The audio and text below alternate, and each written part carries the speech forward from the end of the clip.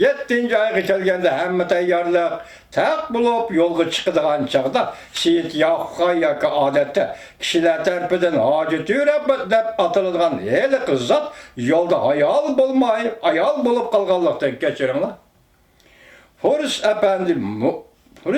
efendi Mavlayda turib qoldi. Mushu mezgilda kapitan Bidlop bilen kapitan Trotter ve doktor Stolizka qatarlıq kişiler Ladakh bilen Şahdullah arlıqıdaki yolunu tekşiriş için Ladakh ketken idi. Şahdullah Qağlıq nayisinin g'arbi janubidagi bir tağlıq yurtning ismi. Aslida nayiga tang joyi idi. Keyin xarablaşgan muharrirdan.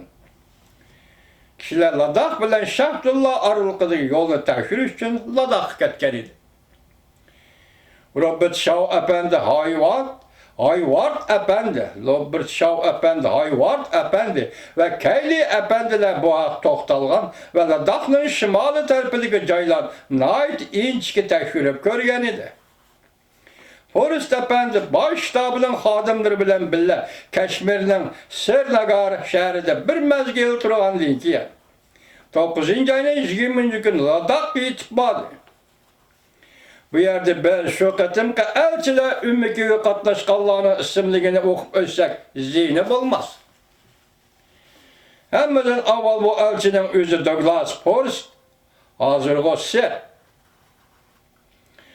Forrest dep atılır. Aslında o bas ordeni bilen tartıklangan, hazır o Hindistan Altın Yıldız Kavaleriyasının yukarı derecelik Sir idi. Sırdıga Avrupa'daki monarxiya devrideki tüzümdeki devletlerde türlü tabakasının en tüven derecesi, Akkinaz-Pinazlarının en tüven derecesi değil. Sir idi. Onunla kalsa komandır podpolkovnik Gordon var idi. O Hindistan Altın Yıldız Kavaleriyasının tüven derecelik siri.